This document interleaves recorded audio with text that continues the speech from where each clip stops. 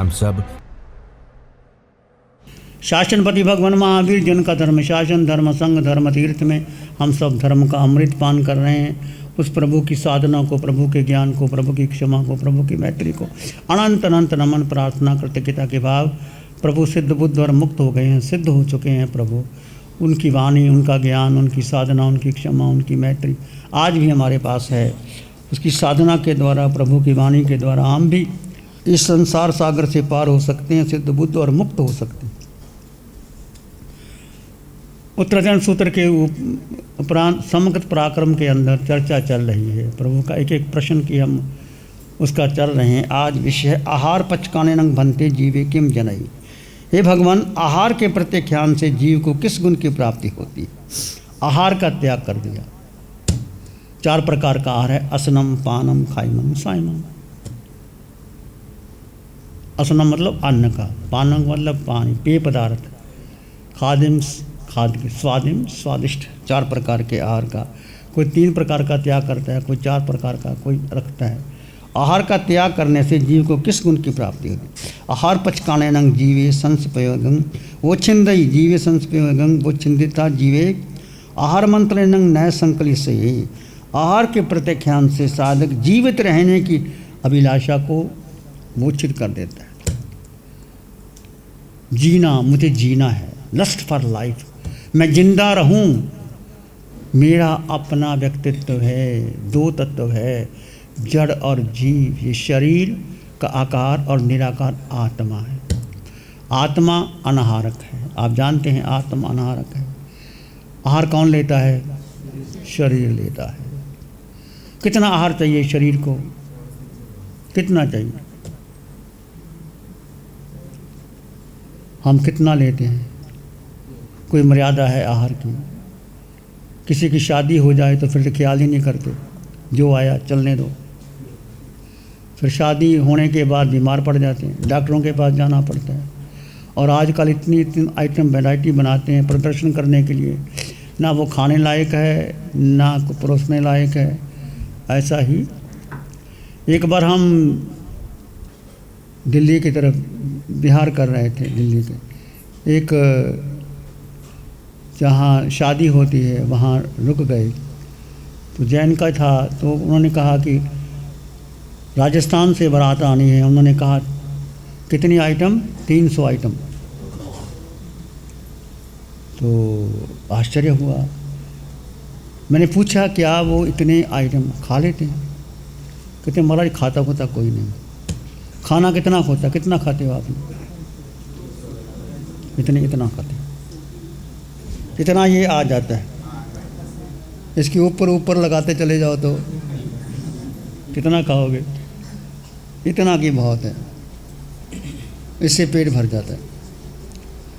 पर आहार संज्ञा कितनी ज़बरदस्त है, कितना आरंभ सरंभ हो रहा है, कितना आहार के लिए प्रदर्शन हो रहा है। शादियों के लिए लाखों करोड़ों मंडप बनाए जाते हैं, 20 लाख 50 लाख का मंडप। और फिर वैराइटीज़, फिर उसके बाद में फिर खाना भी क्या है, खाना भी क्या होता है, वेजिटेबल ऑयल से आजकल चलते हैं। पुराने ज़माने में देसी घी होता था। जब हम घर में थे तो हमारे दादाजी थे, वो कहते थे शादी में देसी घी लगाना, दूसरा घी ना लगाना। उनका एक ही शर्त होती थी, देसी घी। तो आजकल जो प्रदर्शन की बात चल रही है, आप देखिए कितना। फिर मैंने उनसे पूछा क्या करते हो? कहते महाराज खाता वाता कोई नहीं, जो बच जाता है इकट्ठा करके हम सूअर को डाल देते हैं, सूअर खा जाते हैं। ये उन्होंने हकीकत बताई, सूअर खाते हैं।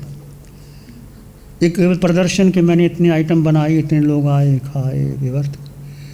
कितनी हिंसा, कितना कहा महावीर का सिद्धांत। महावीर का रात्रि भोजन करना ही नहीं, एक श्रावक को, एक साधु को रात्रि भोजन नहीं करना, ये भगवान महावीर ही कह सकते।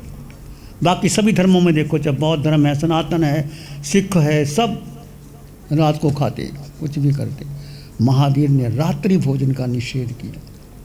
क्यों? वैज्ञानिक थ्योरी है इसके पीछे।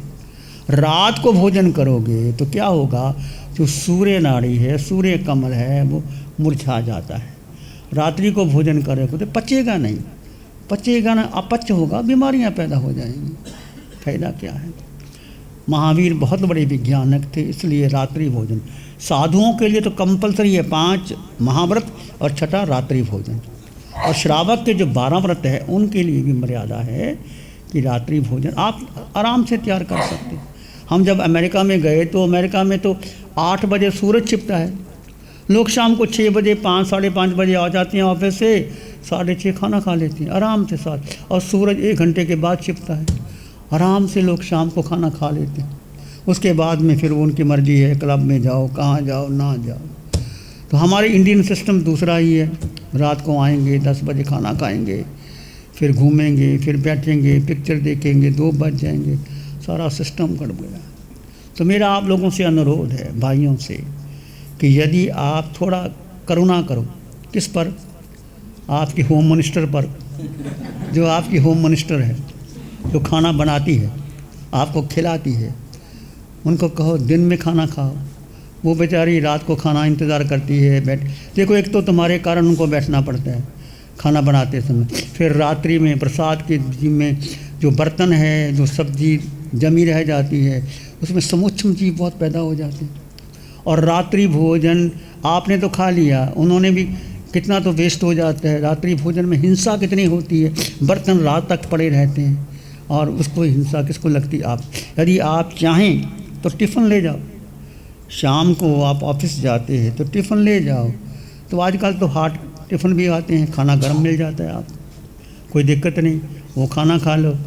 रात को यदि बहुत ज़रूरी है, अब तो ज़रूरत ही नहीं, खाना खाने के बाद उनको समय दो, 10 घंटे का समय दो, खाना पचता है। और आज के तो युग में कहा गया है कि सुबह तो कुछ 8 घंटे के बाद ही नाश्ता करना चाहिए, यदि आप स्वस्थ रहना चाहते हैं। कोई ज़रूरत नहीं है आपको नाश्ता, फिर ब्रेकफास्ट, फिर लंच, फिर डिनर, फिर ब्रेड टी, ये सब स्वस्थ होने के लिए तो आहार की मर्यादा होनी चाहिए। मेरे कहने का मतलब, आप जैन बंधु हो तो रात्रि भोजन का त्याग कीजिए। रात्रि भोजन त्याग करते बहुत से जीवों की हिंसा नहीं लगती, बहनों को समय मिल जाता है, रात को वो अपना सामायिक करें, संध्या करें, ध्यान करें, कुछ करें, और आप जल्दी आ करके शाम को ध्यान करो, कुछ करो। बहुत समय अननेसेसरली समय जो हम वेस्ट कर देते हैं रात्रि भोजन के कारण। और आप रात को भोजन, मान लीजिए आप 8 बजे 9 बजे ऑफिस से आते हैं, 10 बजे खाना खाते हैं, फिर बच्चों से बात करते हैं, टीवी देखते हैं, 12 बज जाते हैं, सुबह 7 बजे 8 बजे उठते हैं, सारा समय बेकार चला गया। खाना खा के आप सोते हैं, भोजन पचता ही नहीं है, फिर सुबह उठा ही जाता नहीं सारा। तो हमारे यहाँ ब्रह्म मुहूर्त को उठने का, ब्रह्म मुहूर्त कब होता है, कौन सा समय ब्रह्म मुहूर्त का बोलो, 3 से 5 बजे का समय उत्तम है। 3 नहीं, 4 से 6 बजे भी आपके 2 घंटे जो ब्रह्म मुहूर्त का समय है। और उस समय यदि आप 10 बजे भी सो जाओ तो 4 बजे उठ जाओ, 6 घंटे की नींद बहुत होती है और आप फ्रेश हो जाते। नींद तो केवल एक पहर ही आती है।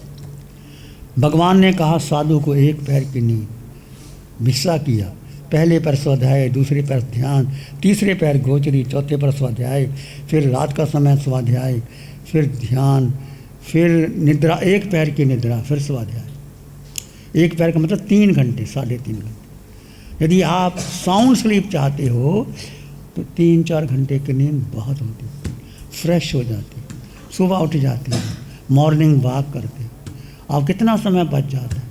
और भगवान की साधना जो उन्होंने मिलती, साधक हैं वो 24 घंटे साधना कर सकते हैं, उठते बैठते चलते सोते खाते पीते। भेद ज्ञान, देह और आत्मा का भेद करो, शरीर आत्मा अलग अलग है तो इससे करो। भोजन किसको चाहिए, आत्मा को तो भोजन चाहिए नहीं, आत्मा तो अनारक है। आत्मा ने अभी तक अन्न का दाना ग्रहण नहीं किया, आत्मा ने के पानी की बूंद नहीं पी, तो कौन लेता है आहार, शरीर लेता है। तो शरीर के लिए इतना कुछ करना, इस सारा जो दुख की जड़ क्या है, अनादिकाल की भूल क्या है। 4 गति 84 लाख जीव योनियों में कोई ना कोई शरीर मिलता ही रहा है। कभी देव योनि में गए, देव का शरीर मिला, कभी मनुष्य का मिला, मनुष्य में पुरुष का, स्त्री का, नपुंसक का मिला। फिर पशु योनि में गए, पशु योनि में शरीर मिला, पृथ्वी, पानी, अग्नि, वायु, वनस्पति, बेंद्री, तेंद्री, चिरेंद्री, बचेंद्री, ये शरीर तो मिला ही है। नरक में गए, नारकियों का शरीर मिला। हर योनि में शरीर तो मिला ही है बहन, शरीर तो है ही तुम्हारे साथ। मानव का शरीर भी बहुत बार मिल चुका है, पर मानव का शरीर मिलने के बाद हमें सत्य का बोध ही नहीं हुआ। शरीर मिल गया, धर्म कर लिया, क्रियाकांड कर ली, पर बोध कहाँ है? सत्य का बोध क्या है? बोल, सत्य का बोध क्या है? आपको क्या सत्य का बोध हुआ? शरीर और आत्मा का अनादिकाल की भूल।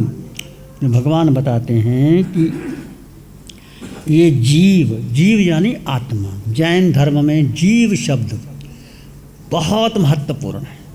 सर्वोच्च सत्ता जीव की है।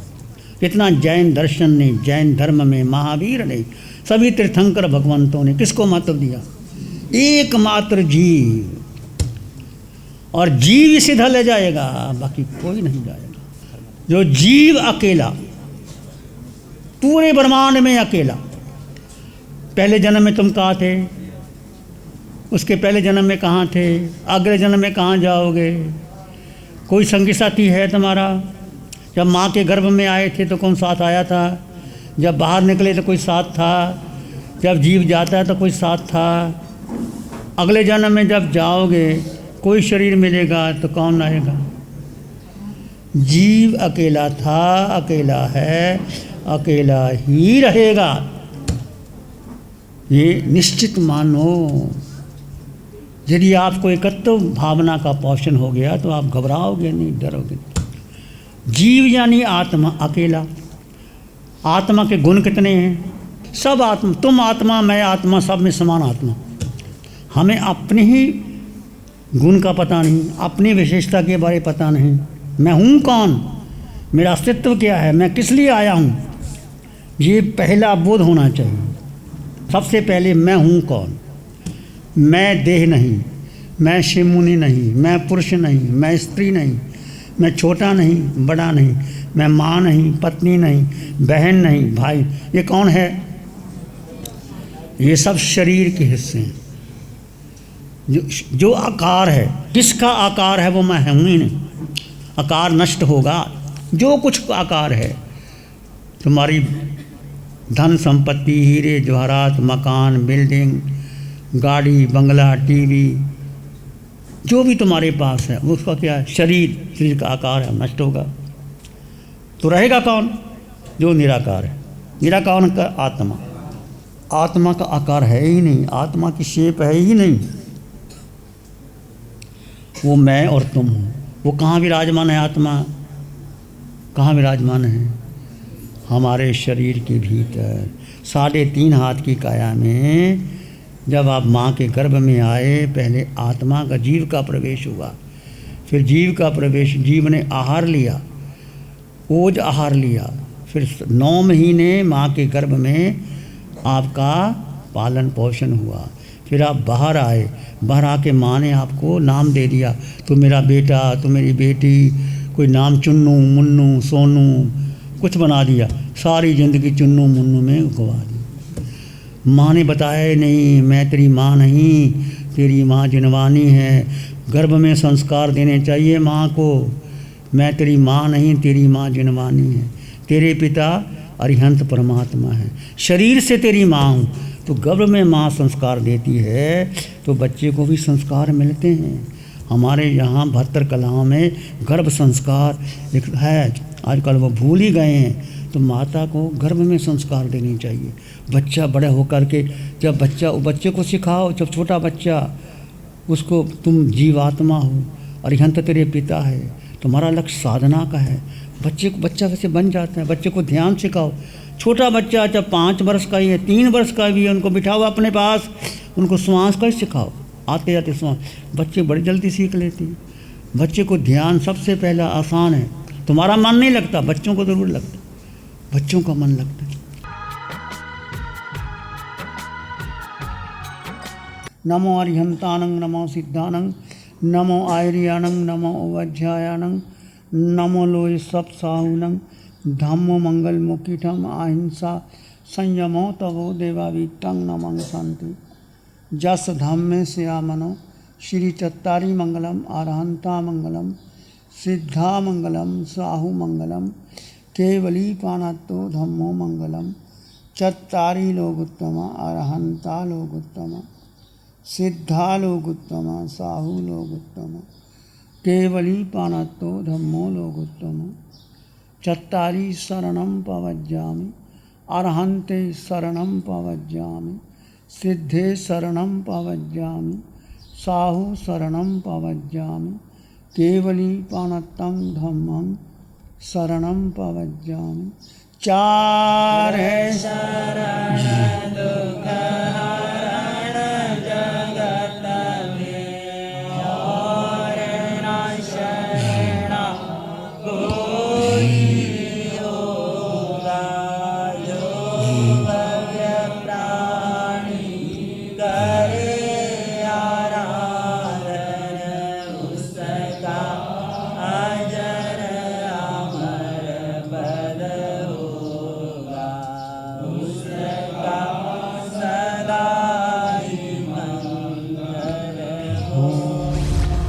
लग्जरी, कंफर्ट, शानदार view, park Inn by Radisson hotel. अपनेपन का एहसास, यहाँ बिताया हर पल आपके लिए होगा खास। यहाँ के अमेजिंग रूम्स, बैंक्वेट हॉल, तमाम प्रकार के प्योर वेज जैन फूड, जिंदा दिल लोगों के खूबसूरत शहर सूरत में रेडिसन ग्रुप की स्टार रेटेड लग्जूरियस होटलों में सबसे अग्रणी है Park Inn by Radisson hotel. एक बार अवश्य विजिट करें सूरत अडाजन में Park Inn by Radisson hotel. Project by Sumeru group, Shri Babulal Mandot, Surat. गुरु हमको ऐसी कृपा दृष्टि दे।